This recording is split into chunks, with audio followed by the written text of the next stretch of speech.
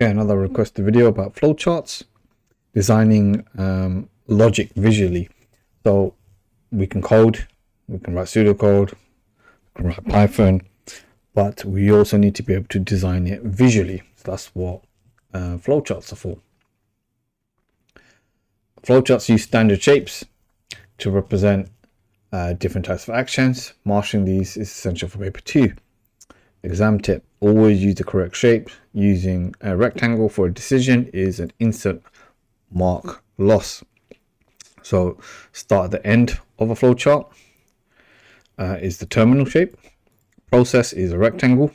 We don't have any processes in this, but if we did, it would be like for calculations and stuff. Decisions, when there's a question or loop need to be created, we use the decision shape, and input output should be parallelograms. And then we also have sub programs. If we had a link into another sub program somewhere else, this is what a function or a procedure, this is what shape we use. Here's some code, and this is the representation of this code into a flowchart. So you need to be able to understand code, convert it to flowchart, or vice versa. Being able to do a scenario, convert it into flowchart, or convert it into code, or flowchart into code, etc., etc. Nesting. Structure diagrams are used to show the structure of a problem. We've explained this previously, where it's a bit like a family tree, where complex programs can be broken down into multiple sub-problems. Nesting occurs when you place one programming construct inside another. This is commonly used with selection, if statements, iteration loops, and if inside an if. That is called a nested if, nested selection. Okay, so some exam questions. Convert the following pseudocode into a flowchart. So we've got temp equals input, so we know it's a parallelogram. If statement: if the temperature is greater than 30, if yes, print hot. So it goes a yes, you need to label the yes, print hot as a parallelogram. It's because it's outputting a message. Else no, print okay. And finally a stop sign. Okay, this is the student answer, and they've got 1, 2, 3, 4 marks, 4 out of 4. Yeah, they've done an input, they've done a decision, they've done a output, and an output correctly labeled. That's 4 marks. Convert this flowchart into pseudocode. So we've got input name. If name is admin, no, print denied. Yes, print access. Stop. So they've managed to convert this into code. They've got the input. If name equals admin, then print access, else print denied, and if. So this is in pseudocode. You can write in Python if you wanted to, but let's see if they marked. All correct. 4 points, 4 marks. Trace table. We've done trace table before.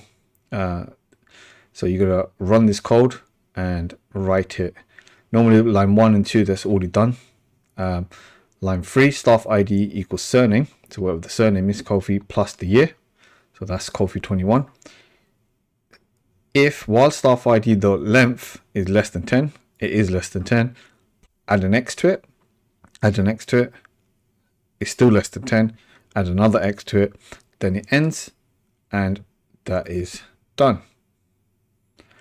Following line by line the code, a trace table, you just put it into the table, fill it out. Errors. The algorithm in question 1A uses 3 different programming constructs. Identify the 3 programming instructions constructs used. So this we don't know what 1A is, but the 3 programming instructions are sequence, selection, iterate. Sequence is a code going line by line by line, no iterations, no while loops, no ifs, no nothing, no jumping in the code. Selection is using if statements or switch statements, and iteration is using loops, for loops, while loops, or do loop. And those are the 3 programming structures. Another question, finding errors. Identify one line number and type of error in the snippet. So let's have a look. X equals input a number, Y equals input a number. If X equals Y, then print numbers are the same. And if, what's the mistake out of these? What do you think? The student wrote, line 3 is a syntax error. It only has 1 equal sign instead of 2. Like I've previously iterated, 1 equals means assign, 2 equal means compare. So we should be using 2 equals here. Let's see if the student was right. Correct. And that's covering some topics that students have requested. That's the end of this video.